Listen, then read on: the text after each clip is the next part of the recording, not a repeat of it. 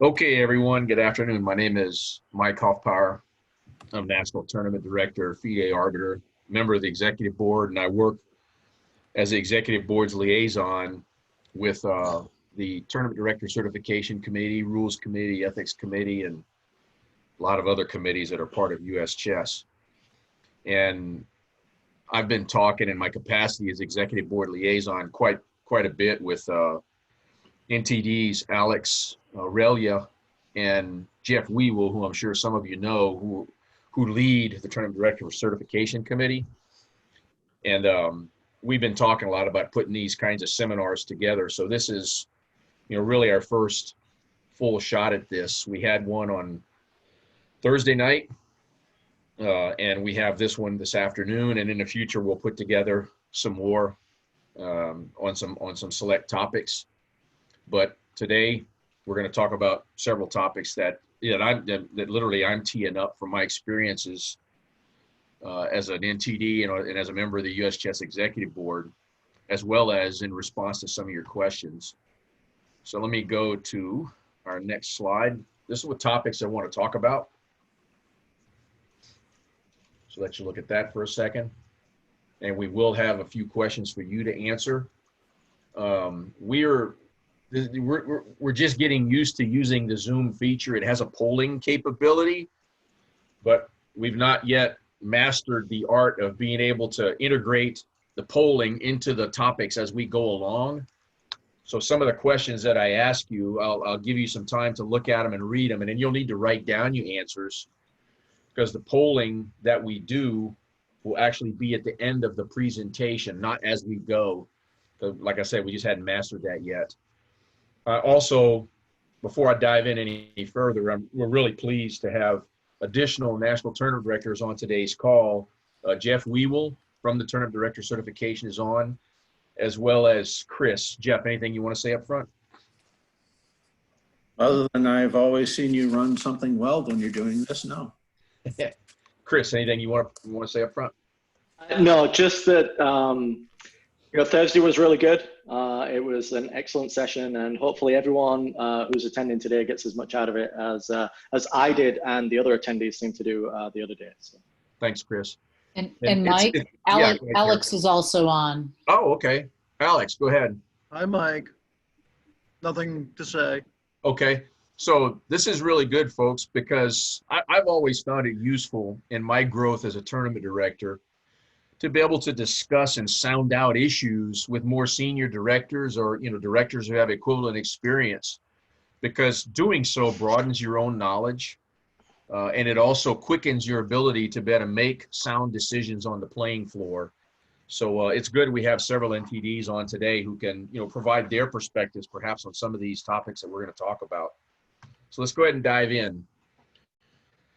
Cheating and the suspicion of cheating. And it goes without saying, there's very little that can have more effect on a tournament or even in a section within a tournament than somebody, actual cheating or suspicion of cheating. And the effects are really disastrous on an event. Honest players losing out on their opportunities to win prizes.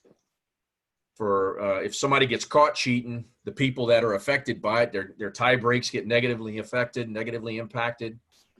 And there are occasions where some player is suspected of cheating, but yet really isn't. But the suspicion goes around like wildfire.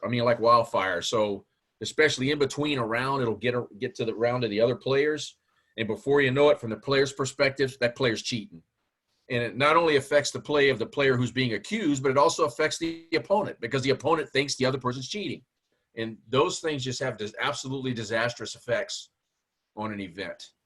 And I do want to remind everyone that accusations of cheating are assaults on the reputation of a player, and that is something that can be brought up under the code of ethics. So that's why when I find out somebody's getting accused of cheating, and we'll talk about this in a few minutes, it's really, really important that the people who are doing this, they understand what they're doing when they're doing it, because it's not just, oh, well, I heard so-and-so's cheating, therefore he must be.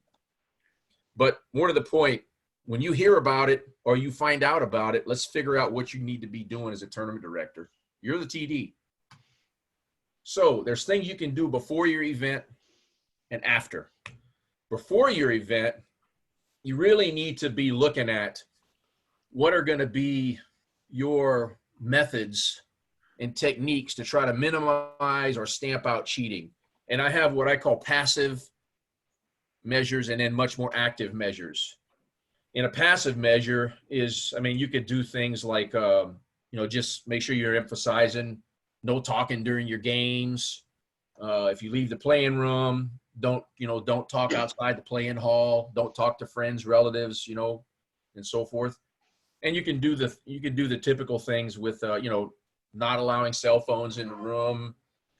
Maybe you don't want to use any electronic notation devices, not allow headphones, earbuds, hearing aids, etc. That, so-called hearing aids, rather, not medical hearing aids, but those are somewhat passive measures because they're the kinds of things that players typically run into during the event. But you can get a lot more aggressive. And by aggressive, I could mean innovative. And I could also mean, actually doing some things that people aren't used to, like spectators. The game's for the players, not for the spectators. We want people to be able to watch our tournaments being played. But if spectators are a problem, don't have them in the playing hall. And all of at most scholastic events, that's what we do already. So doing it in an adult tournament, I wouldn't hesitate as a tournament director if the playing room got noisy, or I see a lot of talking going on, or, spectator cell phones going off in the playing hall. I'd just boot the spectators out for a round or two and see if we can discipline the problem. Some of the major events, like ones that are run at the St. Louis Chess Club, they typically will wand the players, in significance. And you can see a few other measures that are there, like at the National Scholastics, we have bathroom monitors. Instead of calling them national tournament directors, we lovingly call them national toilet directors as they watch the tournament, watch the bathrooms. But, seriously, it really is a mistake if you assume that the level of prize money or trophies or whatever that are part of your event are proportional to the potential for cheating. That would be a grave mistake on your part as a tournament director. Because people are playing for a lot of these players just want to get their rating points up. Somebody trying to make national master, somebody trying to make, some other break 2000, break 1800, whatever they're trying to do as their goal may not have anything to do with prize money. So don't just assume that the value of your event equates to the potential for cheating. And I'll open the floor to any of my colleagues if they have anything about things you can do before a tournament, and we'll talk later about during the tournament. Well, I'd like to address your concern about erroneous accusations of cheating, particularly in scholastic events. A lot of the kids are not particularly cognizant of the rules, and sometimes they think they know a rule and they try claiming something.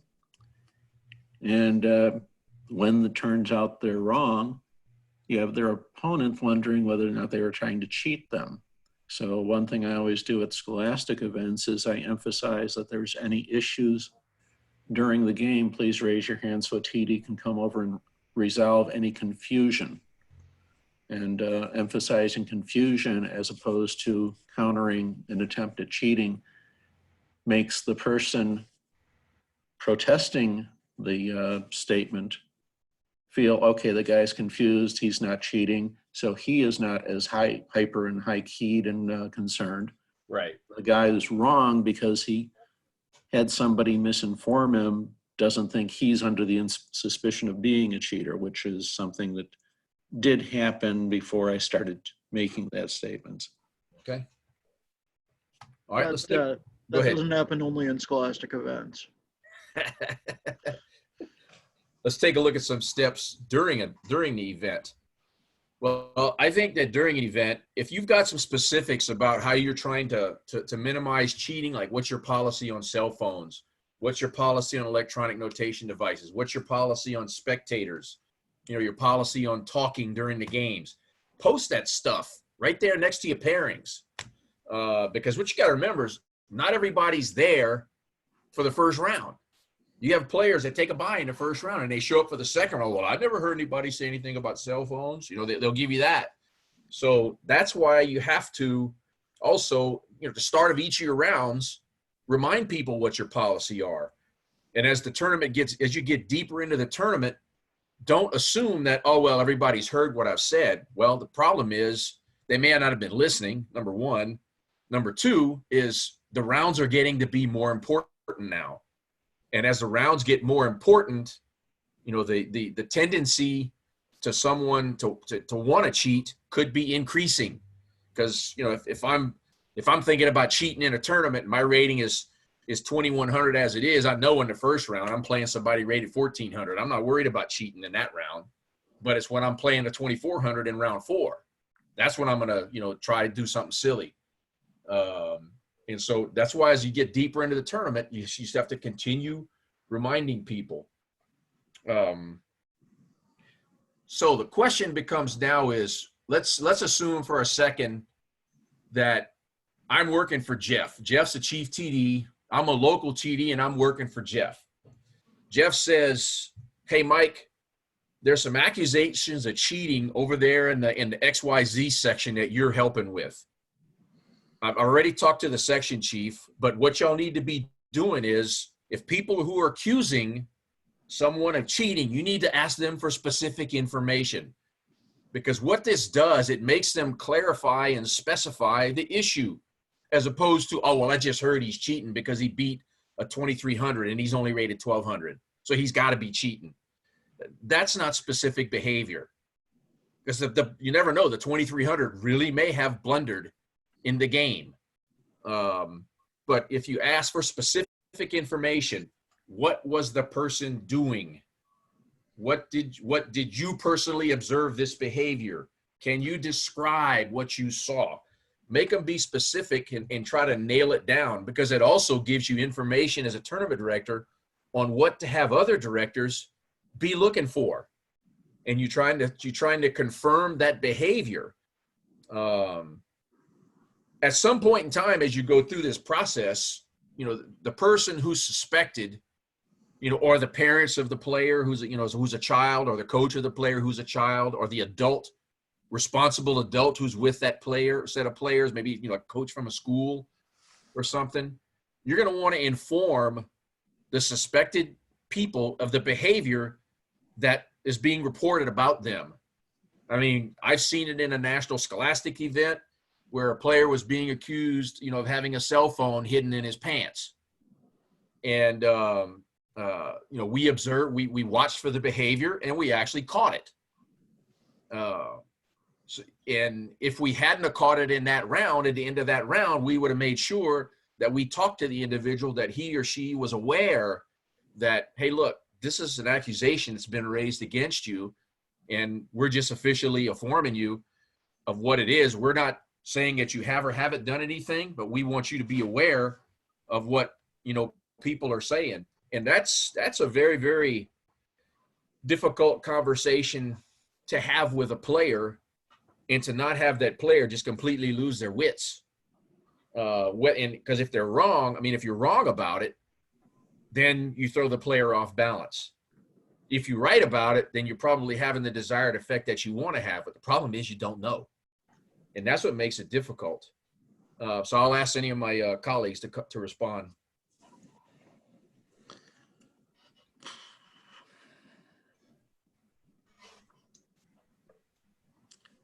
It is one of the tough issues in cases where you have caught someone. I've recommended ejection when I'm the section chief and not the floor chief or overall chief. Right. I have ejected when I'm higher up. But tracking down issues like that can be difficult. And another thing is, if it's not a cell phone that's in his pocket, but rather just a slim wallet, showing that can immediately defuse the cheating accusation that was thought to be correct but wasn't. And of course, when you get the case of him having a cell phone, that immediately verifies it. The other thing I would advise people is, as a tournament director, if you are to the point in what you're doing that you feel it's necessary to perform some kind of a search of the person, if that person is a minor, and by minor I mean the minor is defined by that state and local laws, and I would generally try to stick with 18 and under. At least personally, that's what I would do. I would definitely have a second adult in the room, and quite possibly have the parents. And the parents might say, "No, I'm not allowing you to search your player." And I would just very calmly tell them, "Well, here's the issue, ma'am and sir. If we're not allowed to search the player or to search his cell phone, we're just going to have to eject him from the tournament. There's nothing we can do, because for some reason there appears to be something hidden here, and we want to make sure that we exhaust our possibilities." And as it really gets dicey. And one of the concerns that I have seen as a member of the executive board is a reluctance on the part of directors to want to resolve issues at the board, at the tournament, as opposed to, I'm not doing anything.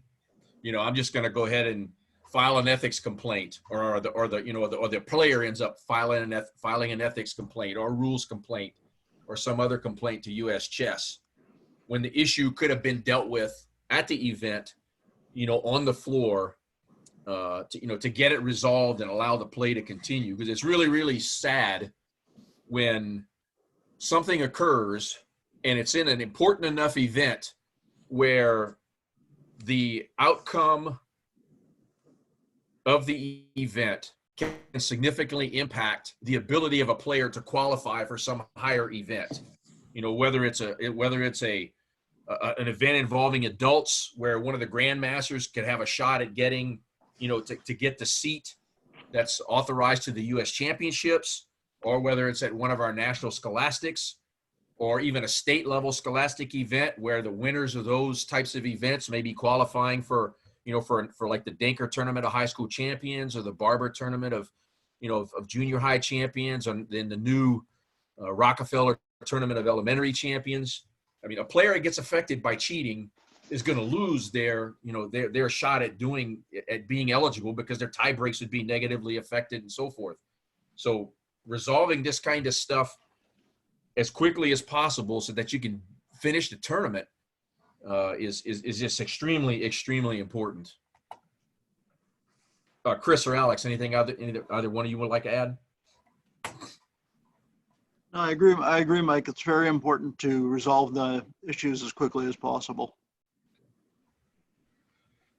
Okay, so let's talk about another topic now. Spectators.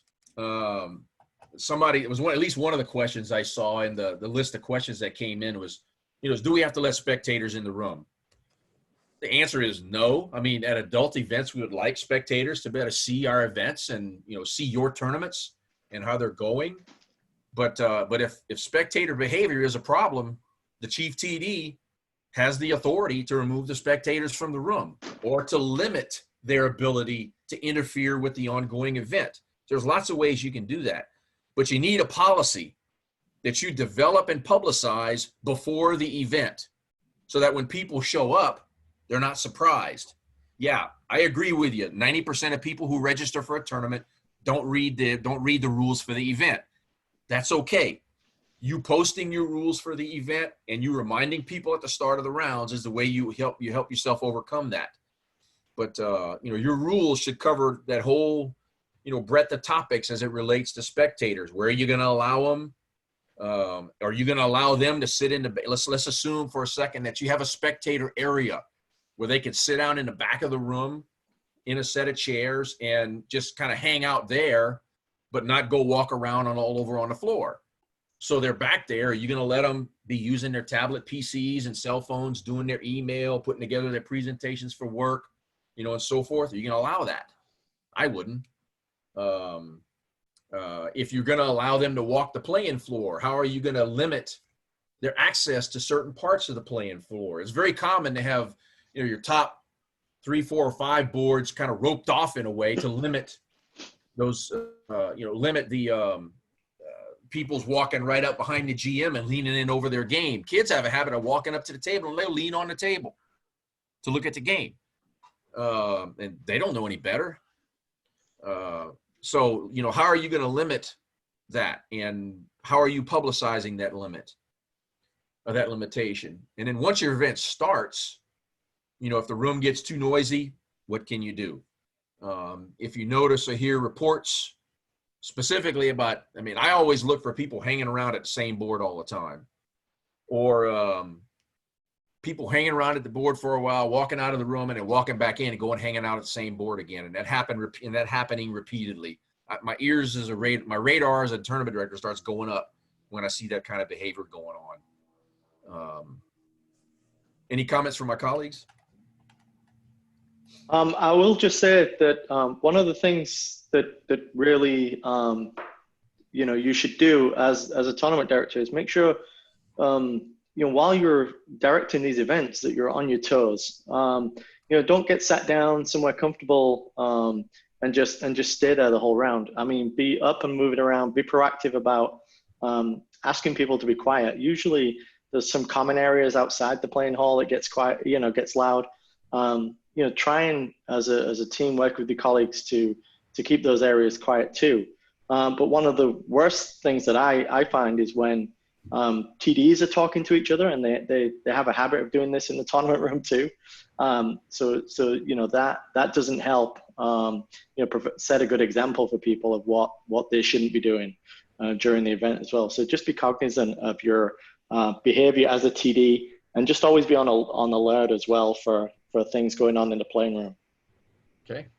One bonus of being on alert and moving around is other people see you moving around and they realize you are taking a look, and they'll help self-regulate themselves as well. Also, even if you do have a policy posted, if things in the event require modifying that policy, you need to be ready to do that.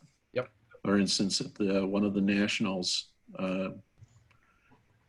junior high in 2016, we still had allowing spectators in the middle aisle at that time, and I knew I couldn't simply kill that right up front, so I kind of sacrificed the first round to demonstrate the amount of noise available, and then we, for the remainder of the event, limited that spectator access to just the first 10 minutes. I remember that.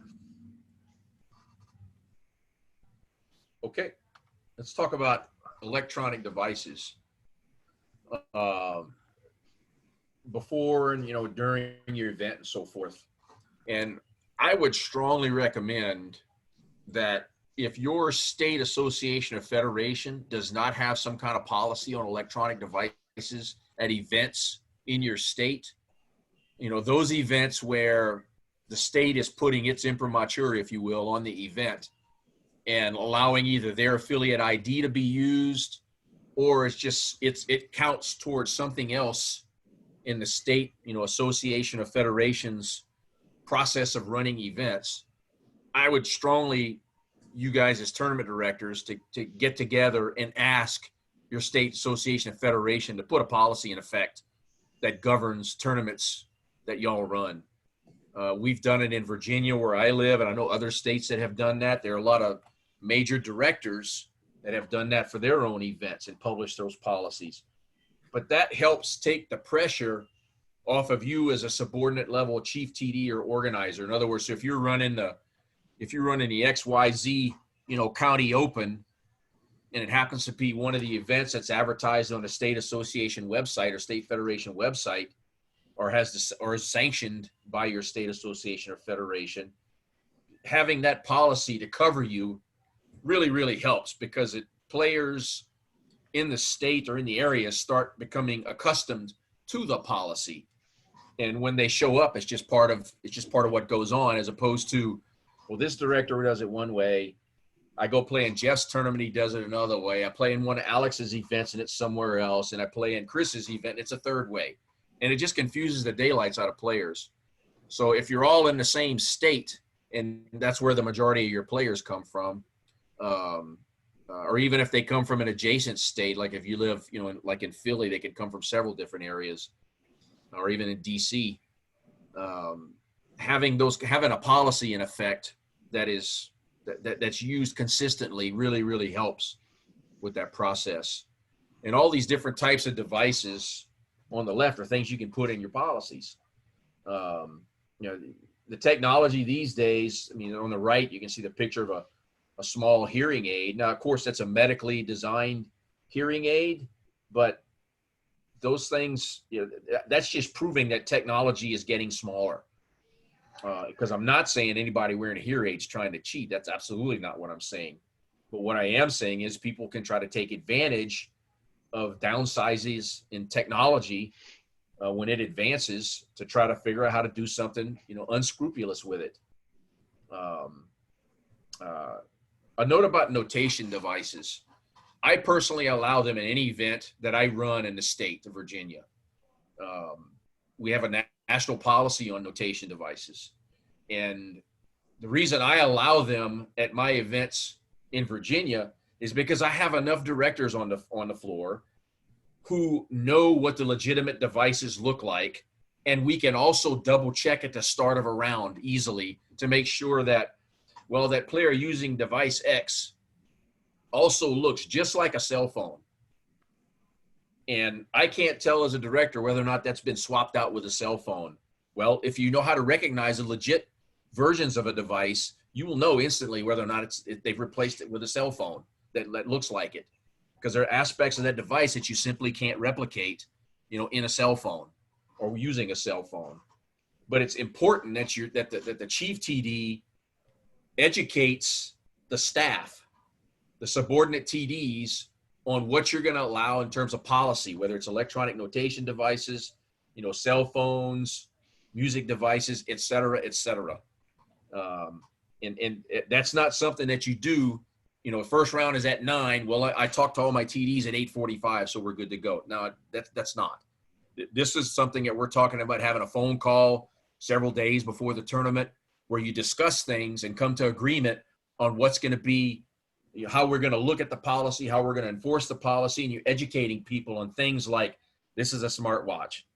These are the kinds of electronic devices that are allowed from a standpoint of notation, et cetera.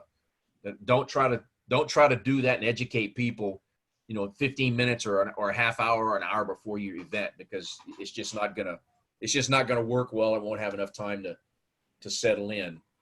And last thing I'll say about, electronic devices and policies is you need to have penalties that are specified for players that don't adhere. As an example, at our national scholastics, it's very clear in the policy that you cannot have a cell phone or an electronic device of any kind on your person other than medical.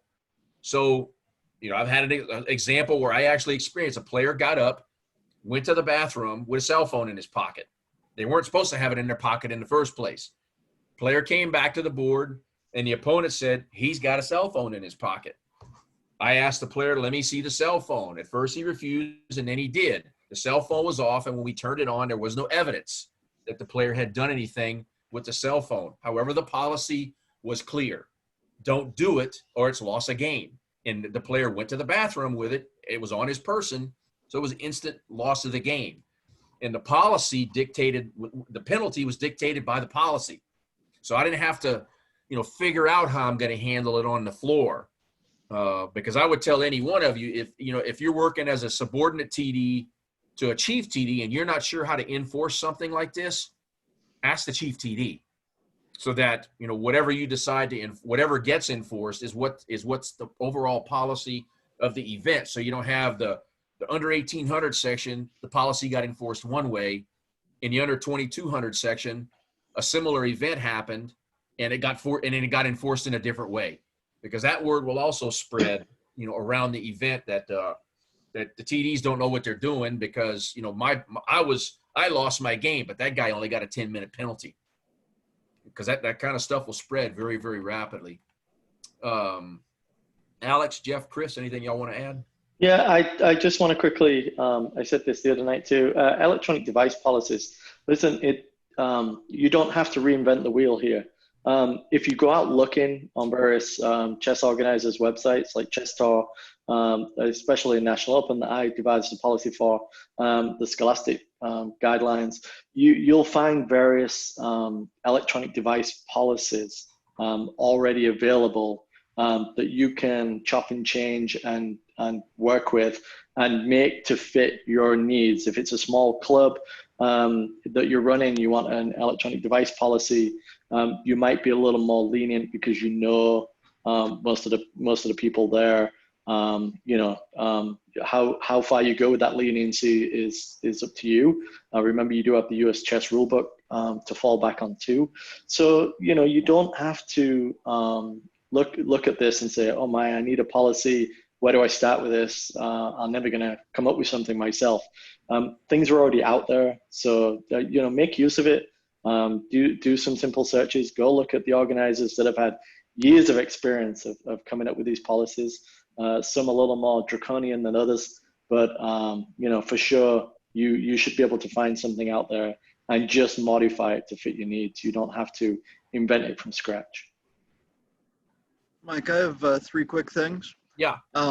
First, I tend to buy a big box of earplugs on Amazon for about, I think it's like $20 for 100, and offer them to the players, and that helps. Second, I think many people know I'm a diabetic. I have a thing that looks a little bit like a cell phone that reads my blood sugar off of my shoulder. I always show that to the TD in advance of the tournament so that they're not surprised. So don't be surprised if a player says, look, I'm going to have this electronic device with me. And third, there could be a good reason why rules are different in different sections. Penalties are different in different sections.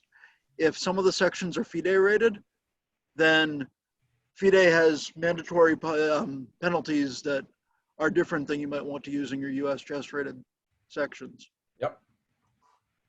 And I pulled up here, can you guys see the Virginia Chess Federation policy? Yep. And I just pulled that up as an example of what Chris was mentioning. And other states have similar policies. So, but I just popped that one up to show you that, hey, Chris is right, that people do have, policies on this stuff. This is something that the Virginia Chess Federation boarded in as a we voted in as a board of directors for all the tournaments that get run, get run in our state. So it works. Get back to the topics here. So look at the next one. So how, handling claims. I already mentioned a rise in the, the number of appeals. TDs expect players to state their claims during the game. There's way too many instances where, the player or the parent or coach comes up after the round and says, well, during the round, this happened. And, well, why didn't you state a claim? Well, I didn't want to disrupt the game, or I didn't want to disrupt the games that are on either side of me. Well, as far as I'm concerned, you have no excuse, because as a player, it's your right to state a claim when the claim happened, at the time you have the claim. It's very well specified in the rule book under 21F1. At the same time, players expect their issues to be resolved at the tournament. And it's really unfortunate when they have to resort to other measures like, well, the TD didn't handle it, the TD made a bad ruling, so here's what I'm going to do. And the TD was reluctant to resolve the issue. But if you're a chief TD and you get to a situation that's really, really difficult and you're not really sure what to do, there's a couple of different ways to handle this. One of the ways that's very formal in our federation is the use of a special referee. And a special referee is a specific title, or a title's not correct, nomenclature or designation that's given to a list of U.S. chess tournament directors that have been authorized by the Federation. And I'm clicking on the link and I'll pull it over for you. Let me get logged in here. So if you scroll down on the TD affiliate webpage, you can see list of special referees right here. And you can click on that. And these are the special referees. Now this is not someone where, oh, gee, I'm not sure how to rule in this touch move. Let me call a special referee. That's not what these people are for. These people are for the really significant issue, and you're not sure how to handle it. But these are people that are authorized by the Federation to serve in the capacity of a special referee. And I would also tell you, this is not someone that, you know, it's now round 4 on Sunday morning, and you just want to call them out of the blue. This is the kind of thing where you want to talk to Carol Urecki or Randy or Harold or Bill. You want to talk to them several days to weeks in advance and ask them about their availability to serve in that capacity if it's needed. As opposed to, you know, the ambush phone call. Let me wake up Randy at 10 o'clock in the morning on Sunday when I know he sleeps till 1 anyway. But that's not the good way. That's not the right way to handle it. So using these special referees is significant. The other thing about special referees is when you use them, that's pretty much it. And the person's ability to appeal to U.S. chess still exists. But if a special referee has weighed in and whatever committee is looking at it, they're going to look at it and say, the special referee already weighed in, claim denied. So I'm not saying that it automatically happens, but it's close to automatic, because that's what these people are for, is they have the trust and confidence of the Federation and of the committees to make sound decisions and to authorize TDs that are contacting them and to assist them with those difficult circumstances. Another way to handle it is what I call phone a TD. And it's an arrangement that you make with someone who's significantly more qualified, or if you're an NTD, is equally qualified as yourself, but you just want to get a second opinion. And as, for example, here in Virginia, I've tapped into NTDs in the adjacent area to use them. Ernie Schlick, who was one of my mentors. If Ernie's not involved in the tournament any way, shape, or form, I can have Ernie be, my phone a TD, or Mike Atkins, or Mike Regan over next door in Maryland. But having that kind of arrangement gives you that option to contact someone, short of having to contact a special referee to try to resolve the problem. Somebody's got some background noise going on back there. But these people are not special referees. So make sure you understand the difference between what I call phone a TD and the use of an actual, special referee. I personally don't like to use appeals committees, because to me they are, getting the right people on them, having to, investing the time into running the special committee. I mean, the appeals committee. It's just, I've done them before, but it's having the special referee or the phone a TD to me is a much better option for me personally. You have to judge that on your own. Let some of my colleagues chime in here. No, I think you should absolutely use appeals committees only as a last resort. Special referee is much better for all kinds of reasons. Jeff has a good story about the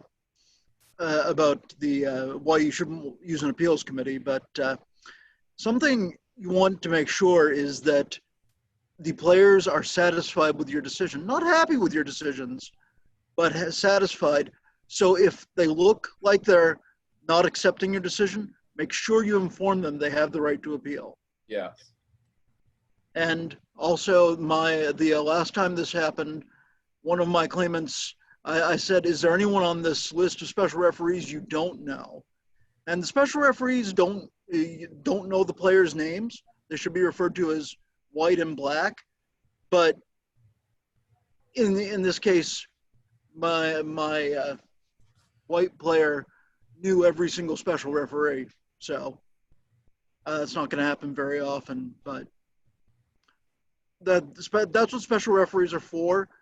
They will do an appeal. You can appeal, the players can appeal your ruling to the special referee. Now, you're the only one who's going to be talking to the special referee, but so you want to make sure you represent the player's claim accurately to their satisfaction. And then it's an appeal, so the special referee doesn't have to agree with your decision, but he has to agree that your decision was appropriate. Phone a TD is better if you're not sure what to do. Yeah. Special referee is better when you've made a ruling and the player's unhappy with it. Yeah. And my story was from prior to the special referee existing, where an NTD floor chief made a ruling. As the overall chief, I upheld it. The players still appealed, and we got an appeals committee together, and with no special referees yet having been created. And there was a local TD, a club TD, and a senior TD on the appeals committee. And the senior TD was outvoted 2-1, and they overturned our ruling. When that got to the rules committee, they essentially saw that a club and a local TD outvoted a senior and 2 NTDs. And they didn't like that result. And that's one reason why the special referee was created, and also why an appeals committee was stated that it needs to be made up of TDs of at least the level of the TD being appealed. Yeah. Okay. All right, let's talk now about some of the questions that came in. Some of these we've already talked about: cheating, dealing with spectators, but I want to talk about some of these other topics that'll come right here. Now, as we go through this particular portion, there's going to be some times when we're going to pose a question that you have an opportunity to provide an answer as a group of people. In other words, it's running a poll. Unfortunately, we haven't mastered the ability to run the polls as we present each issue. So I will show you the question, and you can write your answer down on a notebook or a sheet of paper, so that at the end, when we put the poll up and we show that question again, you remember what your answer was, and then you can just vote at that particular time. Okay? So let's dive in. First, about online tournaments. This is probably, if not the hottest, one of the top 2 hottest topics right now across the membership, because with over the board play just about impossible right now, it's bringing online chess to the fore. And those of you that are very familiar with Chapter 10, it's a set of guidelines. It's not rules like the rest of the rule book is, or at least the portion about over the board play. There isn't an equivalent of Rule 27 Bravo or 18 Alpha or 6 Charlie. The online tournament part that's talked about in Chapter 10 in today's rule book is just a set of bullets, a set of bullet points. And because they're not rules and they're just guidelines, the ability to enforce certain things just isn't there. And as a really big example, look at the last bullet at the bottom here. Under the laws, games by means of the internet are allowed provided that a certified TD verifies the results and attests to the fact that the laws of chess were enforced and followed. Now, if you're running an event that's got players from 15 different sites, and unless you've got a certified TD at that location, I really don't see how, in a good state of mind, you could, as a tournament director, certify that the results and that you're attesting to the fact that the laws of chess were enforced and followed at every location. It's not possible for you to do it.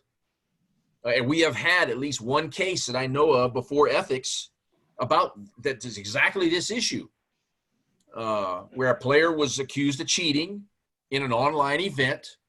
And it was actually a chess.com tournament, and was for US chess. It was a US chess rated chess.com tournament. And one of the players was accused of cheating by chess.com because their algorithm picked up on it. And yet the TD turns in, a report that says, hey, I certify everything was good to go. And that's not what you want to have happen as a director. So I can tell you that between, the US Chess Executive Board, the office, and the Rules Committee, we're working to try to get something in place that significantly changes the nature in the content of chapter 10 so that it really becomes rules just like other parts of the rule book are for over the board play. Because right now, the only online ratings that exist are for blitz and quick.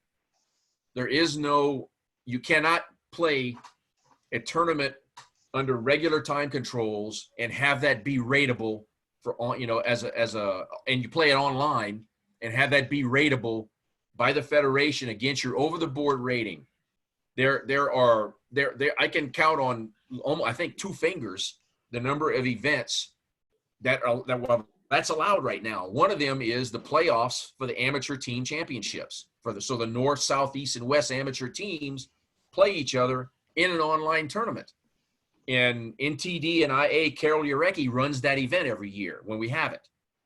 And there's an NTD or an ANT that's located at each of the playing sites where the players are playing from, as a team. So that Carol is able to clearly sign off and certify the results and say, yeah, the laws of chess were followed. But that's different than the weekend event that I'm going to run, where it's game 90 time controls, and we're going to play 4 rounds, 2 on Saturday, 2 on Sunday, and everybody's playing from their house across the state of Virginia. There's no way I can certify that. And it would just be an online tournament that would be unrated because there's no way to rate that. It's just not possible. The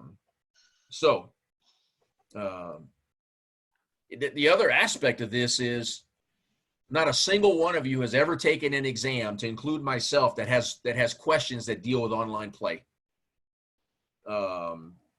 And so unless we train the tournament directors, train you in how to run online tournaments properly, being able to run them and expect that they're going to be run cleanly, just like our over the board play, is a bit suspect right now as a chess federation. You don't just flip on the switch and let everybody start running online events. TDs have to get some training on how do I do that? What systems do I use? What are the rules that are going to be in effect? Because there's lots of complex issues. As an example, some of the service providers, they pair the events themselves. It's not using the rule book that you and I use. It's pairing according to their system, to whatever algorithm that they've got in place for the pairings. So, let's assume that as a part of your pregame policy, you didn't specify that everybody's going to be using the pairing system that Lee Chess uses, or chess.com, or ICC, or Chess24. You name the provider. You're going to use their pairing system. And so now some player is protesting, why did I play Jeff in round 4 when I should have played Alex, according to the rule book? Well, if you had advertised, or if you had advertised that this is the rules that we're going to follow, then that argument just goes away. It vanishes on you. And then the player really has no claim anymore, because they will have signed up to play an event where it was clear in the pre-event instructions about how the pairings were going to be done. The same for being able to test your device before the tournament starts. You don't want to start an online tournament and all of a sudden, a third of the players, their devices aren't working right. So you want to allow people to time to test their devices, whatever is the service provider. So there are a lot of issues associated with online event. You don't just flip on some switch and everybody just starts playing online for rating points. I'll defer to any of my colleagues if there's anything they want to add about internet or online tournaments. Mike, there's a lot of confusion right now, whether the online quick is only usable up to 29 minutes or up to 64. And I'm not sure that the rating system will accept online quick greater than 29 now. I think the email that went out from the office said 29 or lower. Yeah. I don't know.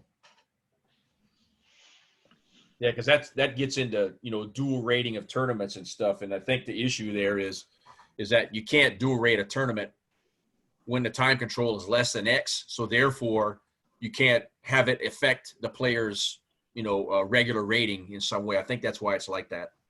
Right. Okay. All right. Let's talk about some more popular topics. Draws. I can remember when I was growing up as a TD, I grew up under a guy out of Massachusetts who's passed away since. Gus taught me how to, and Alex, you probably know Gus and remember him. Oh, yeah. But Gus taught me, and one of the things he taught me was, what are the different kinds of draws? What situations do they occur? And he'd go, no, you missed. You didn't talk about these three. But understanding the different types of situations that draws can occur in are important to you as a tournament director, because it's not just players agreeing to a draw or insufficient material. There's in stalemate, there's lots of things. And it also gets into, when does it count as 50 move rule? When does it count as 3 full repetition of the position? When does it count as insufficient losing chances? Because with insufficient losing chances, if there's a delay clock on the board, there's no such thing as insufficient losing chances. And there's often a debate among national tournament directors and NTDs. Okay, so if a player makes a claim about insufficient losing chances and there is a delay clock at the board, and I make a claim, say, hey, insufficient losing chances because of X, Y, Z, is it the right thing to do to have the tournament director say, well, player B, he just offered you a draw. Do you accept the draw? Or do you not even do that because you can't make the claim in the first place because you don't have, there's a delay clock on the board. So that's a debate that happens a lot. And I'll let Alex and Jeff provide their perspectives on just that particular issue.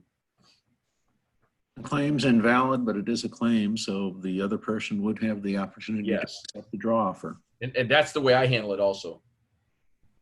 Yep. And I do know NTDs that have said, no, it's not a valid claim. So how can you possibly allow, advise the other player that this is a draw offer? But the debate continues.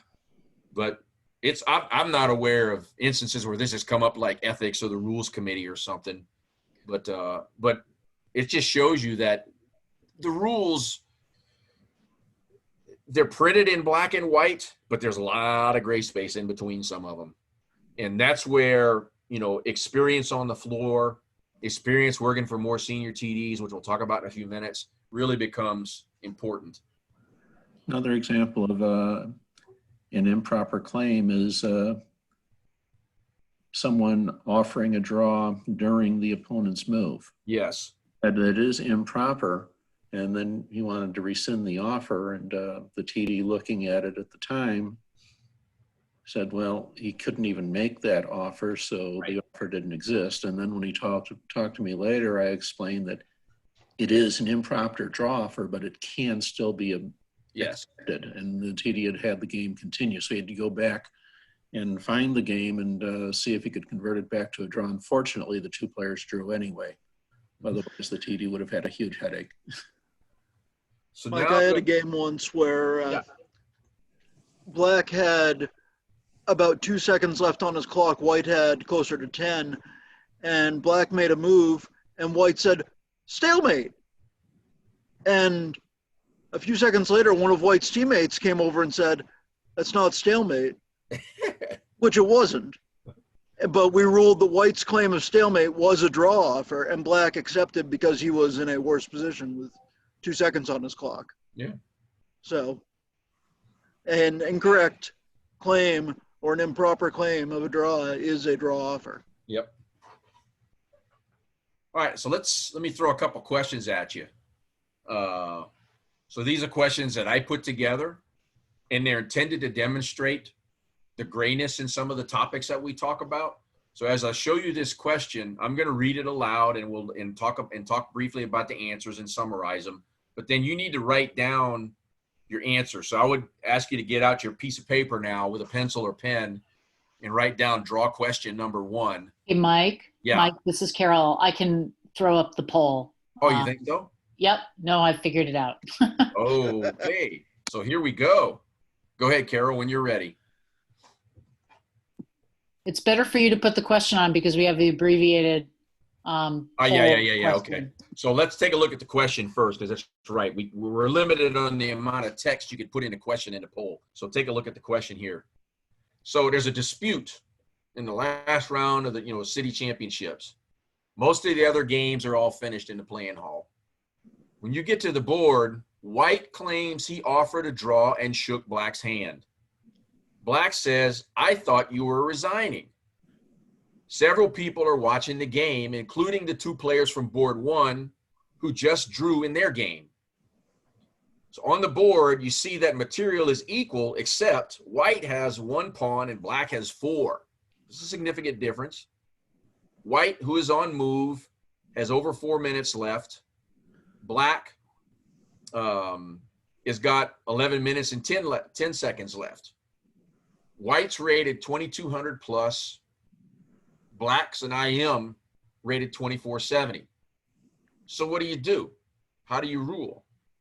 Well, do I ask the bystanders for their perspectives on what happened before you make any ruling? Or, hey, look, Black's won. This end game is completely lost, for White. It makes no sense for White to offer a draw down that amount of material. Is it C? Who agreed to what is really in dispute. So that you just rule, hey, look, I want them to finish it over the board. Y'all keep playing.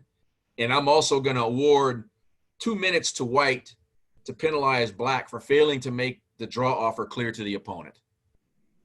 Third one, I'm going to talk to the bystanders about what they saw, but I'm going to rule the game a draw because I'm thirsty and the organizers got a keg waiting for us and some pretzels for the TD staff. So now I'll let Carol pull up the poll. Mike, on C, do you have the colors backwards? Say that again. On number C, on letter C, do you have the colors backwards? Because it says that White, Yes, the hypothesis is White offered to draw. Yeah, that's correct. So you award 2 minutes to Black to penalize White for failing to make his draw for clear. Yes. Okay.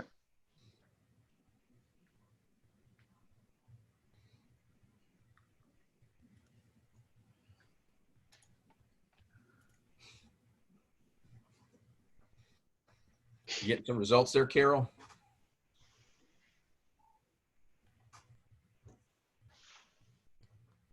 Sorry, I'm on mute. I was going to let it go for a minute. Okay. We're getting close. A little more than half have voted. All right, I'm going to call it.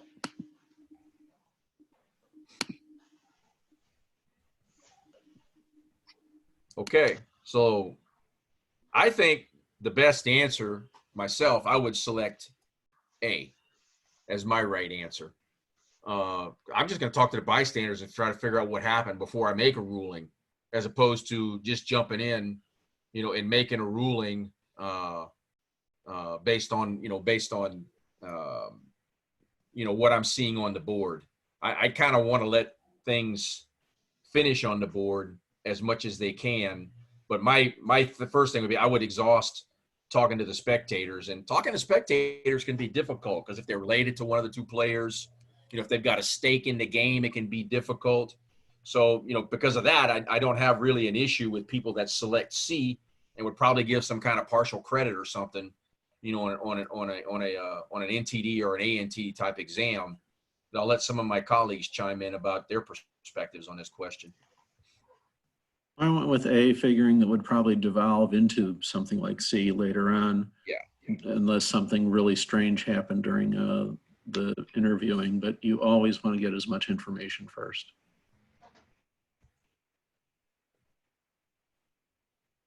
Okay, let's close that one out, Carol.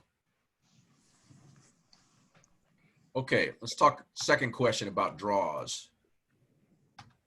Okay, and this will be the same in terms of how we put it up on the screen. So White is on move, pauses his clock, raises his hand.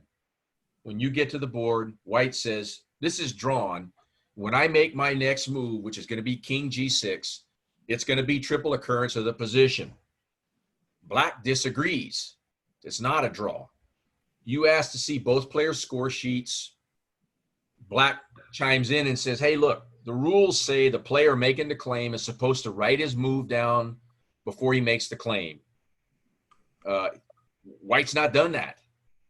you got to, so you as a TD now have to reject my opponent's claim for a draw and let us play. So you confirm that white really didn't write the move down. But white says the position was the same on moves 40 and 44, and it's going to repeat when I make my 46 move, king G6, which is what I told you it was going to be. So this is a draw.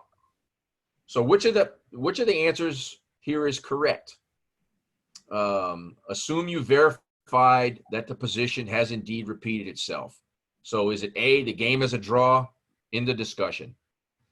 B, before I rule, I got to confirm that black acknowledges and responds to the fact that white's draw claim is a draw offer. C, I'm obligated to reject white's claim because, as black has noted, white's not written down the next move yet, which forms the basis for the claim. D, I have no friggin' idea. I'm going to form an appeals committee like the one Jeff formed. So, Carol, go ahead and put up our poll. I think I got all the colors right this time, Alex.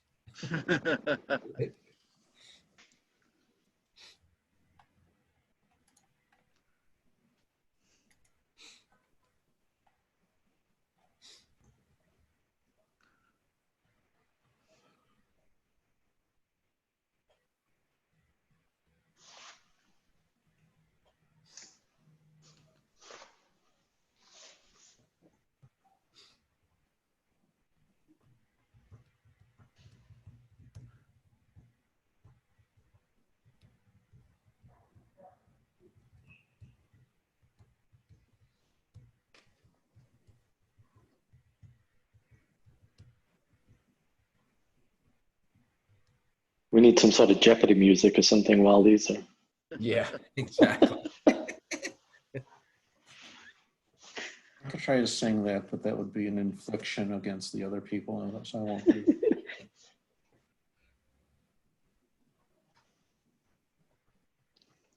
Okay, Carol, what's it looking like?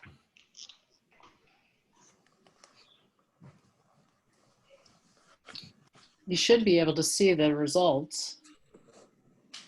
I don't yet.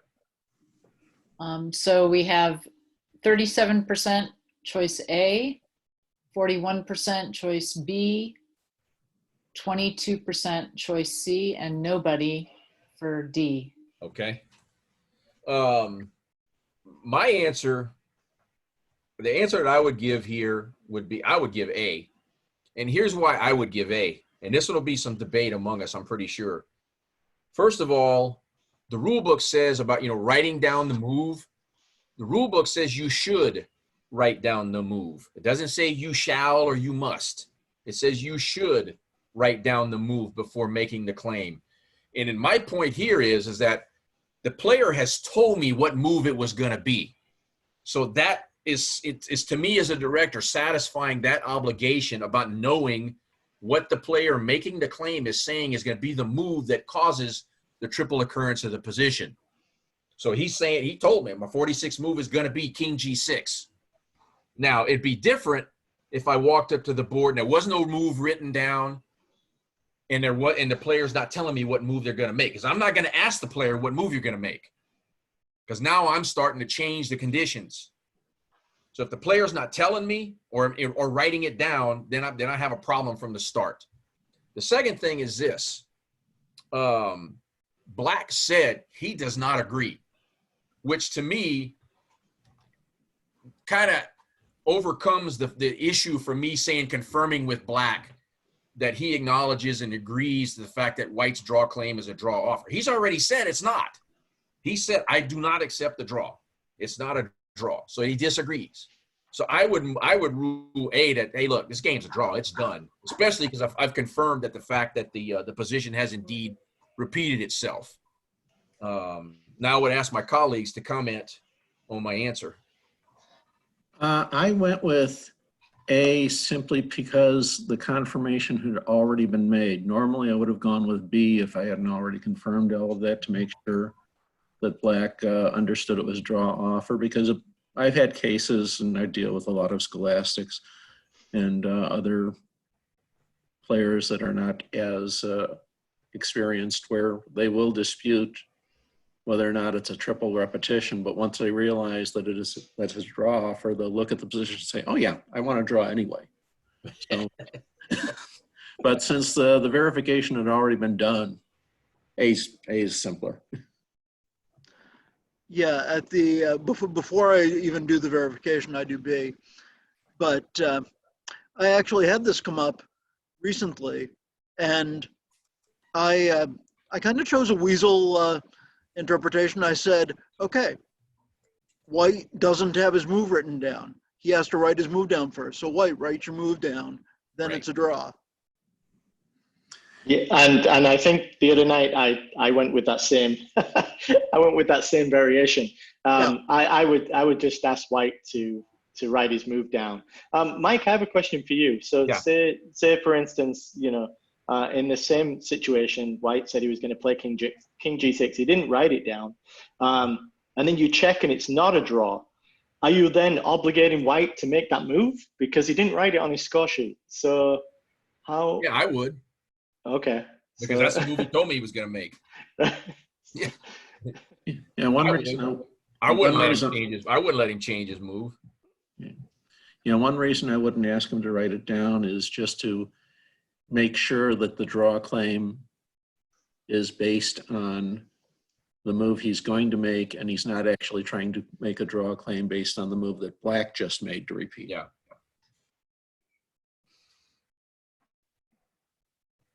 Okay, good. So you can see, folks, that, I mean, this is, there are things in the rule book that are subject to interpretation. And it's not humanly possible to clarify every possibility and to then articulate that in black and white some kind of way. I mean, that's what NFL referees and NCAA referees and national tournament directors get paid for, to make make decisions based on our interpretations of the rule book. And you just can't cover every potential situation that's out there. Which is why, going back to what I said about the special referee, the special referee doesn't say, this is the decision that I would make. They say, your decision is reasonable according to the rules. Yeah. And as a reminder, that's also not just the special referee, but all the way up the line and making appeals from Right. a TD to a section chief to a floor chief to a chief. Yeah. If you get yourself caught up into trying to figure out what ruling you would make, that will actually cause more disruption than determining whether or not the ruling that was made is valid. Yep. Of the essay tests, in a lot of cases, I'll give candidates full credit for making rulings that I would not make because the ruling they made was perfectly valid and fully reasoned out. Yeah. Okay, so let's go on to our next topic here. So, advancing your TD skills. I think bottom line up front here is at the bottom of the page. There is no substitute for experience underneath a strong higher level TD that is willing to work with you and provide constructive criticism. You are not going to grow that much as a tournament director just by running club tournaments. You're not. And I know when I first became a senior TD was the first time I got a chance to work at a national level event. And I walked away from one of those tournaments just kicking myself in the rear end saying, my God, I cannot believe I have not asked to do this earlier, because I learned so much in 3 days worth of chess that it would have taken me 2 or 3 years in my local tournaments to learn. And you just grow because you get multiple opportunities to enforce the similar kinds of rules and even see variations among how those rules are slightly different in different situations. So it is easy, and I strongly recommend it to you. There's a link right here on the US Chess website that you can go to, and there's the instructions. You want to become you want to volunteer for a national event, this is what you do. So this is on the US Chess website. If you look under Scholastics is where it actually is. But volunteering to participate in even things like the US Open, And I know already that when we do hold the U.S. Open, Boyd Reed, who puts together the tournament staff for these things, it's pretty much his intent to try to use some of the local area expertise as much as he can, because it saves money for the federation instead of having to pay a bunch of travel costs and people flying or driving all over the place. Using locally available tournament directors not only is more cost effective, but it also spreads the experience. And that's why we hold the events in different places around the country. That's part of the, that's part of the reason for doing it. So it's, it's something that you need to take advantage of as a tournament director if you get that opportunity. My opinion, I think, at least to me, one of the things that I run into quite frequently when I deal with senior TDs is they're really not experienced enough with the pairings programs. But I personally I just frown upon someone advancing from local TD to senior TD level. And it's clear to me that they don't know how to use SwissSys or WinTD. Yeah, they could pair it with pairing cards and they can explain how the pairings work. That's just fine. But you still have to get used to using one of those pairings programs so that you understand all the intricacies involved of, okay, so-and-so just dropped out of the tournament. I'm going to put my house player in now. How do I do that? How do I change this result from a draw to a win because it was initially recorded incorrectly?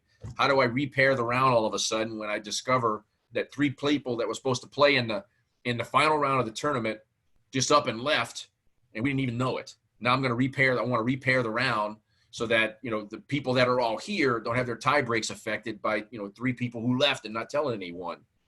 So you really have to know how to do that kind of stuff. But I know, and I'll let Jeff and Alex chime in, but the TDCC gets a lot of waiver requests for certain TD requirements. And I'll let them talk about, what they have seen in terms of, what are valid reasons for requesting waivers, as opposed to, oh, well, they just don't offer those kind of events in our area, so I'll never have a chance to, get the number of certifications that I need. Jeff or Alex? As far as a waiver request for the experience requirement, the only one that really comes to mind, and this is before the round robin was changed, and it was still 1,800 average rating with 8 players. We did allow substituting 2 6-player round robins with over a 2,000 average rating. That's more games, higher average. And they were very serious games, so we figured that was valid. Other than that, a waiver request for experience, really, you're going to save a lot of time just going out and getting the experience instead of waiting for it to go to the TDCC, having the discussion going on and getting it rejected. Yeah. So generally, my answer is, if the event's not offered in your area, either you don't need to have that higher level of certification, or you should be willing to travel to an area where that event is offered. Yep. Which is how most of us probably got ours. I explained on Thursday night, I had to get a round robin. I had to, fork some money out of my own pocket to attract players to come in and play. Now, I'm not saying that's what you got to do, but that was a solution that I had because I had all the other requirements down, but I didn't have the round robin. And I was trying to get on some of the round robins that were being offered, but when I contacted those directors or those organizers, they weren't able to take me in because they were full up already. And I really wasn't interested in waiting, another 1 or 2 years to try to get my my qualifications I need to become an ANTD, because I really wanted to be able to be a section chief at some of the national scholastics, types of events. And so that was my solution to the problem. There's a gentleman from Kansas who got his NTD title at a very young age, early 20s, I think. And well, there aren't a lot of large tournaments with big prize funds in Kansas, suffice it to say. At least not rated ones. Yep. And So one more thing, Mike. Yeah. I just want to emphasize, when you're looking for a mentor, don't choose just one. It's better to see how a couple of different people do it. so that you can form your own style. Because people have blind spots. And I think, our discussion today is, 4 NTDs on the phone altogether, exemplifies that about how, and these are the kinds of discussions we have in the back room during tournaments. Exactly like this, talking about issues and rules and how I would rule and how did you rule and so forth. But that's all. I mean, you don't stop growing as a TD just because you become an NTD. Trust me, you don't stop growing. Okay, notation. Let's talk about that a little bit. The rule book says, because one of the questions that I got was, had to do with forcing players to write down their moves, after they make their move on the board, then they write down their move for all the players. Well, the rule book says each player is required to record their game, move after move, on the score sheet prescribed for the competition. So whether it's a score sheet given to you by the directors, or it's your own scorebook, or it's your electronic notation device, whatever the competition says you can use is your score sheet.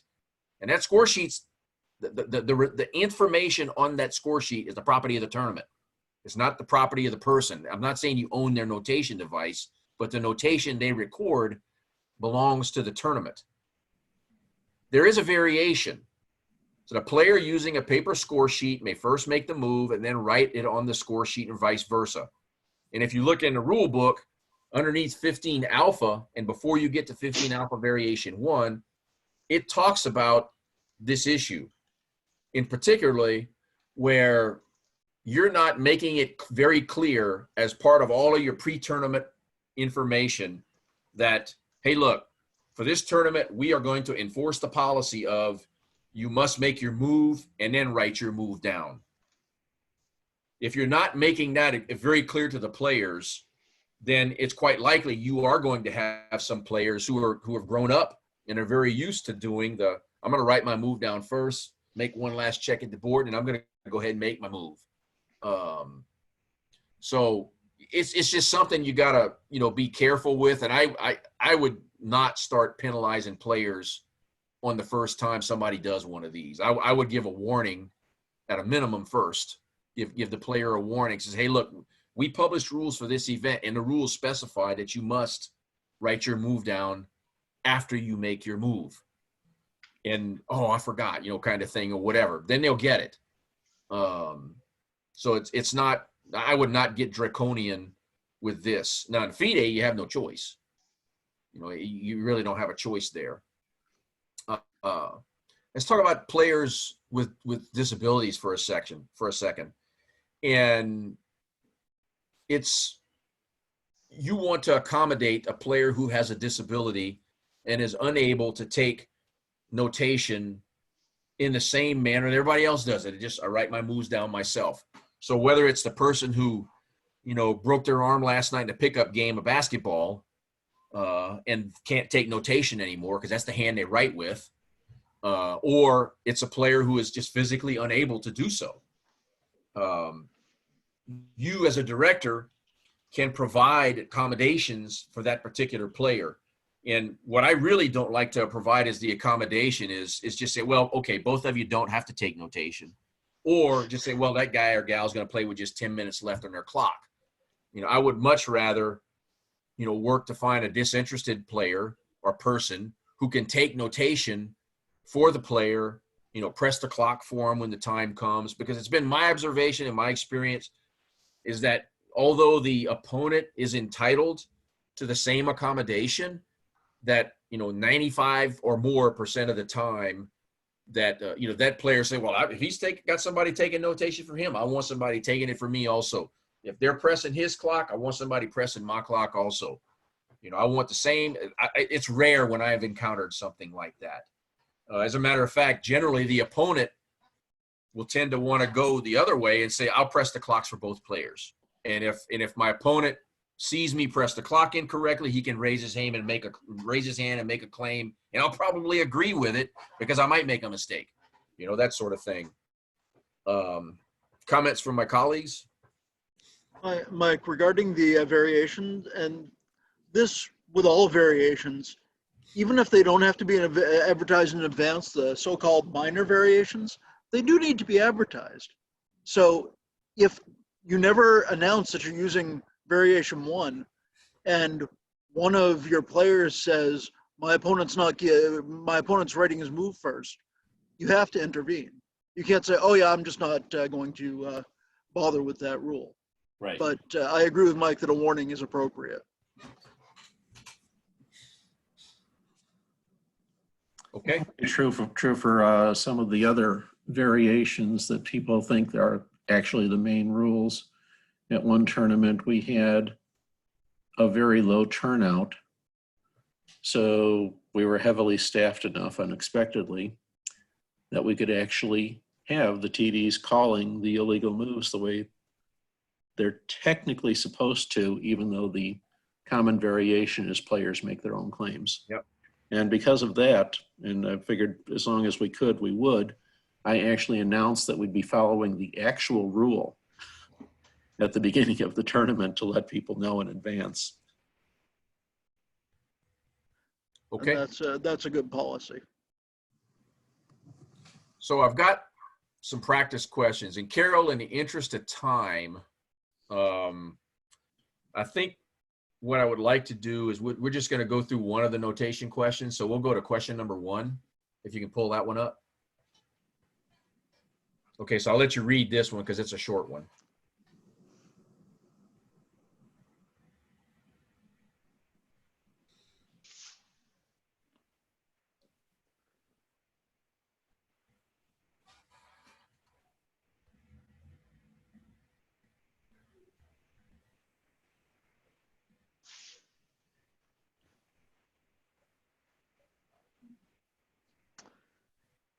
Well, we're going to have an argument here, aren't we?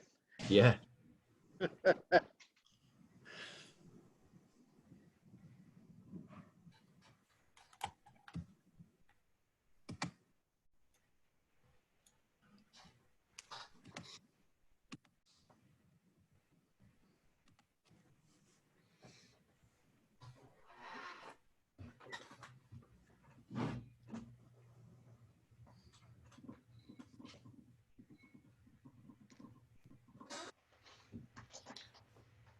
Give it about 15 more seconds. Okay.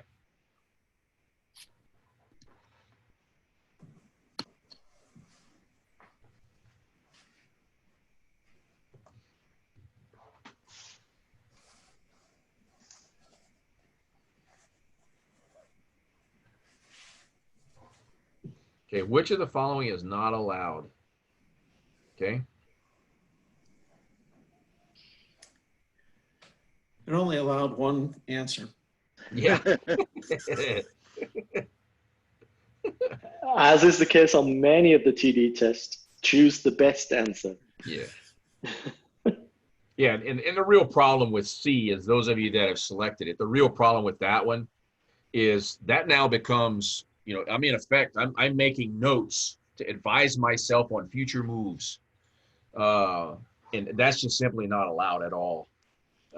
And the opponent can make a claim on that, and the player can be called for writing down the making notes to his or herself. And some of you may remember in the U.S. Championships, a couple or 3 years ago, one of the players had notes on the score sheet. Now they weren't moves, but it was notes that were hey, pay attention. Keep your momentum going, attack. It was little adjectives and phrases that to try to help the player keep up his spirit and his fighting spirit for the tournament. And the player had been warned about it and was still doing it. So then when it got raised again, the player got a loss of game out of it because he had been warned and so forth about that kind of behavior. I think C is the correct answer, but I'll let some of my colleagues chime in. Well, C is obviously correct, but A is also a correct answer. Wouldn't let me choose them both. But the answer is, which of the following is not allowed? Yes. A is not allowed. Yeah, unless you got the Whether or not it's abused. yeah, that's where I come in too. Is if it happens once, it's happening every third move, every second move. That's where I have a problem with it. It depends. Did you mention that you were using variation 1 in your tournament, Mike? But this is erasing the move. No, but Chris's point is that Yeah. White wrote Writing his it move first. down before he moved. Right. But good question. All right, Carol, let's close that one out. Okay. All right, I'm gonna go to intervening in games, since I really want to spend a little time talking about this topic in the next one. In general, the way I look at it as an NTD as far as intervention goes is if my interventions can be equitable throughout the playing room or throughout the section I'm responsible for. In other words, if I feel I can spot every illegal move, if I feel I can spot every illegal position, then I have no problem intervening. So like in a Fidei event, Chris may assign me responsibility for these 3 boards only, or these 4 boards only, because it's a significant event. And that's why the Fidei rules allow it. But when you have one person in the room, two directors in a room, and the section's got 250 people in it, there's no way. Which is why in our scholastic rules and regulations that we don't allow the intervention, unless the player makes a claim. So even if you see something, we're not allowed to jump in our national scholastics, because there's not the reasonable expectation that I would catch all the illegal moves that are definitely occurring in the K1 under 500 and unrated section with 200 kids in it. They're occurring everywhere, but I'm just not going to be catching them. But there's clearly some cases where I can intervene in a game. If people are making noise, intervene. Like, hey guys, what's going on? Let's calm down. Get them back under control. Not just letting them go at it until one of them raises their hand. And of course, you can intervene if you see the 75 moves, that rule, or you spot the 5 consecutive, repetition of the position back to back. You can jump in there also. But, like I said before, it's intervention is an important issue because you're jumping in a game that's between 2 players. But if I don't have a reasonable expectation that I can see all the things that are going on and that might cause me to intervene, I'm not going to just be jumping in just because I saw an illegal move on board 37 and I got 50 more boards in that section. Anyone want to add anything? Yeah, if the players are talking to each other, I always walk over, if I'm physically able, and ask what the problem is, because that's not allowed in the tournament room. Right. And sometimes I have to tell players, if you say anything to your opponent other than a draw offer, you're forfeited. Because sometimes it gets that bad between them. Well, I also allow them to say checkmate. But that's after the game, Chris. Yeah, because technically the game's done, right? Okay.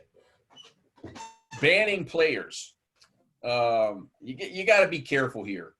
And the reason you got to be careful is because it can get real serious and finger pointing and, why the banning is going on. But, before I would ban a player, I would think about some of the things I've got here. Is it just happening at your tournaments, or is it something that you're hearing from other directors as well? If it's just at your tournaments, maybe you're looking the wrong way. And maybe you should be asking yourself, what's the issue where I keep having with that player at my events? If it's something that's going on with other tournament directors as well, that's the time when I would say, hey, look, maybe what needs to happen here is we need to talk to our state chapter about the problem, and let's get them involved in helping to make some kind of to provide some kind of guidance to this player, or to contact this player on behalf of other tournament directors and say, hey, Joe's a problem. Joe, here's why you're a problem, and we gotta stop this kind of behavior, because if we don't, this is what's going to happen. These are what this is what the state is going to decide to do against you. It shouldn't have to come to that level, because I would always ask, okay, who's spoken to the person? Have I spoken to the person as a TD to try to get to the issue of what's causing the behavior and what's the problem? Because and we've seen it in our national scholastics. There are players who are ADHD that have some significant issues with noise, and any kind of noise will just set them off. And anything that's unusual in a game of chess can set them off. And when stuff like that's happening, it's not, number one, it's not good to get surprised about it. So, which fortunately we usually know, who those players are in the event, not because we've had experience with them, but because a parent has come forth beforehand and stated, my son or daughter has these problems, and I just want you all to know, because it tends to happen. And then we can have a discussion about the best way to try to prevent the situation from happening, and then to try to deal with it on the floor when it occurs. When it's an adult, that's the problem. I think, I, as a tournament director, before I hold my tournament, and I see that, Joe Smith is entering my tournament, and every time I run a tournament, Joe's a problem, I think I want to talk to Joe before the tournament and try to get to the root of the issue. And if I have to call in, a second party to be part of that discussion, maybe one of the representatives from the state association or federation to be part of that phone call, the president, for example, and try to get it resolved beforehand, so that the individual understands that, his or her behavior has been an issue at past tournaments. And we're trying to get past that so everybody can have a great event.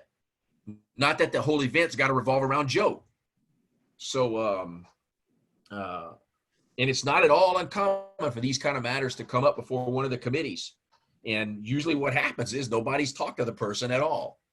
It becomes a finger point and drill. And then, it's out of control by that time. Thoughts from anyone?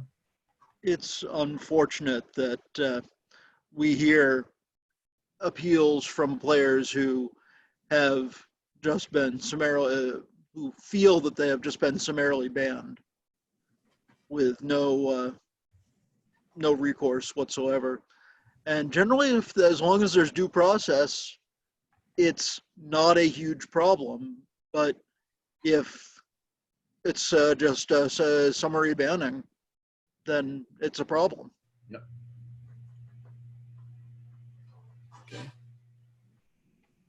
Okay, I'll hit a few rather quick ones. Can you deviate from the 1 hour rule? Sure you can, but that's something that's got to be in your pre-event publicity. You can't start your tournament for round one and then, you decide, well, so-and-so's 30 minutes late, so he's probably not going to be here for the rest of the hour, and rule that game a forfeit, and then the person comes walking in. Now you got a problem. Because if you're going to use a 30-minute rule, that's something you need to publicize in advance. In publicizing it in advance, well, on the one hand, I could say, making that be, I'm posting that near the pairings. That's my advanced publicity. Most all of you know that when the player is late, they're not going to look at the pairing sheet. They're just walking straight into the tournament hall. They come see the TD. What board am I on? And then now you're sitting there. Uh-oh, I just forfeited you, and you're here at 40 minutes, and the rule was 30 minutes. So that's why you need to make that kind of stuff a part of your pre-tournament announcement process. And when players go through registration, if you've got some rules that you really want to make sure are going to get enforced, that there's a place on their registration form online where you're asking them to acknowledge, I understand that forfeit is 30 minutes in advance. I understand that no draws are allowed before move 25. I understand this. I understand that. So that you gotta kind of go out of your way when you're deviating from what's sort of the norms, if you will, that are in the rule book. And just because something is in the rule book, it makes it that much more significant that you do say that you're going to deviate that from a specific reason. And like, for example, when I run Fidei events, I very typically will say, a 30-minute default rule. And it's part of the registration process when the players sign up for the tournament, that there is going to be a 30-minute default rule, not when you get, because if you don't say anything, round one starts, anybody who's not there, those games are over. So let's talk about, can you play 2 games simultaneously in the same tournament? No, you can't do that. I saw the question, and I had never seen that kind of a question before, but it must have happened somewhere. That piece that appears to be on more than one square, that especially in younger, kids tournaments, or when sometimes with other players who have vision problems or manual dexterity issues, that can We're become in time pressure. Yeah, exactly. It can become a problem. But the piece being on more than one square can be a very fun issue to deal with. Usually is it on H2 or H3, as opposed to, I can't tell if it's on D4, D5, E4, E5. Like, it's not. I've not had one like that, but I've had to have them be on 2 squares, and well, it's more on this square than it's on the other one, and that sort of thing going on. You just got to deal with those. Can I use video as evidence? Absolutely. If there's authorized video that's occurring, in fact, I used it in one of our national scholastics in a K3 championship section on board 1, where we had to use it to recreate the position so that the game could continue from a correct position, because I was sitting there watching the game, and the player captured a piece. And when the player did the capture, the piece looked like it was on one square, but it was in fact on another square, because when the player made the capture initially, the piece that he used to capture slid forward 1 additional square because of the force of the capture. So therefore, when the opponent captured back several moves later, the player was like, "You can't capture the piece. It's on this square." No, you moved it here. That's where my piece was that you captured. So we were able to use the video as evidence, to back the game up to the right point and allow the game to continue, as opposed to, awarding, getting a win sort of through a cheap kind of a way in the event. One thing about using video as evidence, use it right at the time, because Yes. there have been some cases where the video has been brought in later to Yes. support a claim, and it has been altered. And in fact, in this case, it's exactly what we did, because Eric Rosen was standing there filming that board. And Eric was able to instantly play back the video for both players so they could both see what had happened. So then there was no issue from the players. I know in your case, I remember that one. Yeah. So let's talk about electronic notation devices, especially for manufacturers like Monroy is effectively out of business. Ply Count, I'm not aware that they're still in business. You can still buy the devices, I think, off the internet, for eBay or something, or some other vendor. But just because a device isn't no longer supported by the manufacturer, what would cause us to decertify a device would be if there's some instance that's discovered where the device isn't behaving in the way we thought it should be behaving at the time we certified the device. But as long as the device remains compliant with its original certification, there's really nothing that would force us to say, "Hey, now we're going to decertify this device." We might do it in the long run anyway, but there's no overarching reason that, hey, we're gonna decertify all of the ply counters or all of the the Monroys or all of the of some other device, because what would really bring that to the fore be if there turned out to be instances of cheating now involving that device, where some feature of the device was being altered, and it was easy to alter because someone had put out an internet hack to be able to alter the devices. Then we would ban them. Now, I would assure you that would happen pretty quickly. I'll let Chris answer this next one about getting information about Fidei events. And I think you have it linked right there. So if you go to uschess.org, at the bottom of that page, you'll see a link for tournament directors. click on the link for tournament directors. It's got a lot of various other useful information on there for TDs, but also included among that, you'll find a link that takes you to this document about Fidei events. So that will run you through what it is you need to be to become a Fidei arbiter. How you then, once you're a Fidei arbiter, a licensed Fidei arbiter, go ahead and basically register an event, run an event, and get it submitted for rating. So lots of good stuff on this document. I didn't even know it existed until Chris, raised the topic the other night at the event. But it's a very well put together document that's got a lot of good factual information for you and advice about here's what you need to do if you want to run, a Fidei event, and if you want to get information about Fidei tournaments.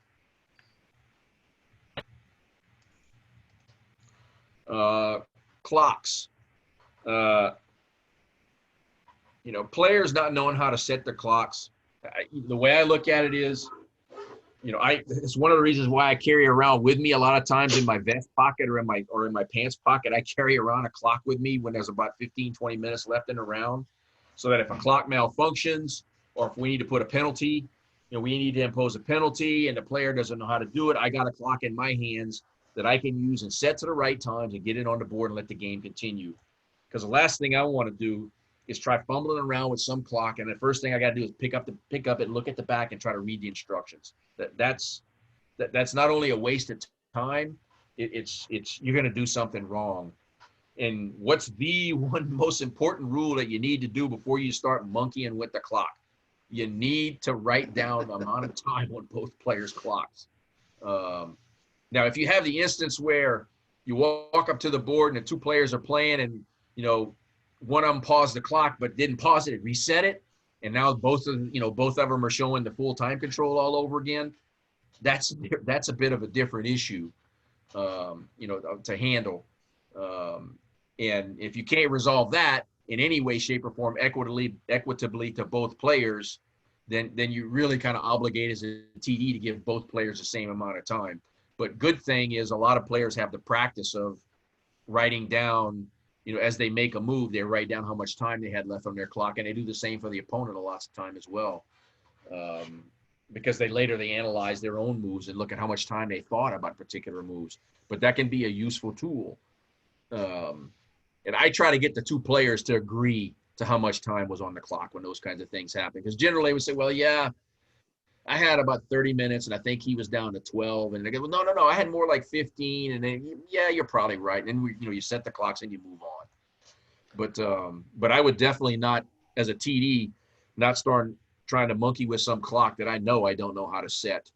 And unfortunately, I know how to set just about any one of them that's out there, but I still carry, my good faithful, DGT North American in my pocket, so that if I got a problem, I can quickly set it and boom, I can have it on the board in 10 seconds and let the game continue.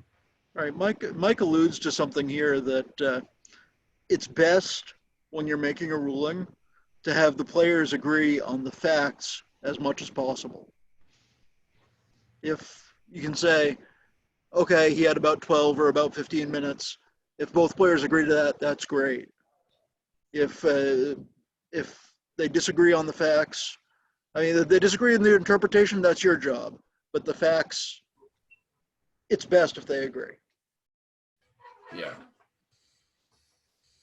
I had a question about spectators. Can a spectator bring a player water or snack during a game? Doesn't that give a player an advantage? Well, I think this kind of falls more into the issue of common sense than it does in terms of violating a rule. I don't have a problem with, some player, some kid is sitting there and the parent brings a bottle of water over. That's fine. But when this kind of behavior happens, in the last 3 minutes of a game, where the parent's trying to give an energy bar to a kid, that to me, that's getting out of control now, because that behavior is definitely going to disrupt the other player in some way, shape, or form. It's going to be disruptive. But in general, I think it's just common sense that's there. that you just let that prevail. Now they're bringing them a plate of spaghetti or a pizza. No, you're not going to give them that. But a bottle of water or it's an energy drink, something that's in a bottle, a bottle with a cap on it. Because 9 times out of 10, what typically happens is the games start and the parent will say, hey, can you give this bottle of water to my player who's on board 75 playing white? And that's like in the first 5 minutes of the game. And I have it in TDs will do that left and right, even at our national events. But, when there's 5 minutes left on both players' clock and some parent says, hey, look, can you bring my player a coat because he's probably cold? I'm like, ma'am, I'm not interfering with that game at all right now because they've got very little time left on those clocks. I'm sorry. I'm not going to interfere. That's typically the way I handle that kind of stuff. The last bullet there is I think your comfort and competence as a TD really, really shines through, and your experience as a TD really, really shines through when you're able to answer players' questions on the spot. Player comes up and has a question about the prize distribution. Player comes up and has a question about the pairings, and you can explain the basics. You can explain, because typically where I run into it is, some parent, well, I don't understand. My kid is unrated. Why is he playing the highest rated player in the tournament? Well, ma'am, it's because more than half the players in the tournament are unrated. And in the first round, the players are rank ordered from 1 to N. And so less than half the players in the tournament already have a rating. So somebody's playing that top player. It just happened to be your kid. And then they kind of understand, and you can quickly sketch it out for them on a piece of paper, or something. And they, okay, now I understand. Thank you very much. And that's the kind of level that we expect, club and local TDs to better respond to someone. If it gets a more complicated question about, these ratings, and why is this player playing white for the third time? And their ratings differences are only, 50 points, and, the rule book says this. And I'm not necessarily expecting a club or local TD to be able to do that kind of thing. But you know where to go find the answer, clearly.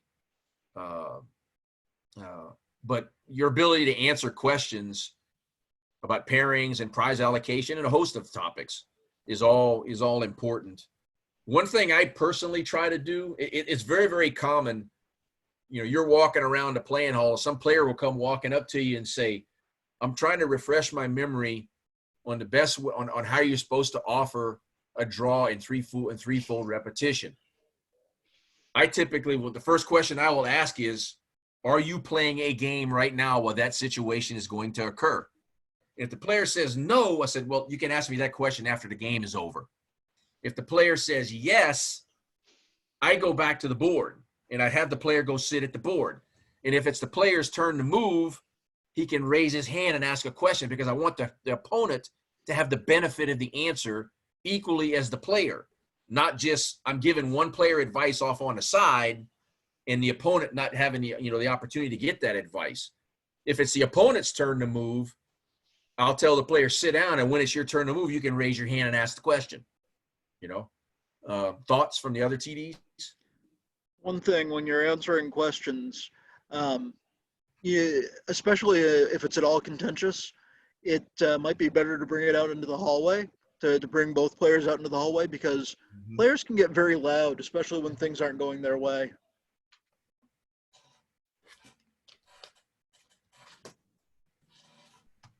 Okay, well, Carol, I think that's it. And I know we went a little bit over, but it just shows you, how deep and these topics are, number one, and number two, how there can be, differences that are subtle but important in the perspectives on how you answer those particular questions. And I'd like to begin by thanking our executive director of U.S. Chess, Ms. Carol Meyer, who, put together the whole Zoom package here that we've kind of experienced.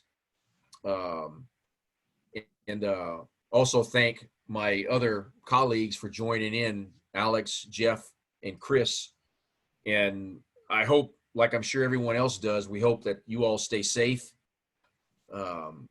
You heed what the local officials and your state authorities are putting out in terms of guidance about what's going on right now, and that you just watch what you're doing and stay careful. Because I just got a note no more than, right before we started this thing, one of my fellow Virginians, a chess player, was died because of the virus.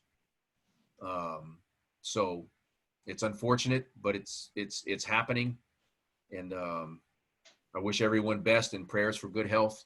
And thank you very much for dialing in. Thanks, Carol.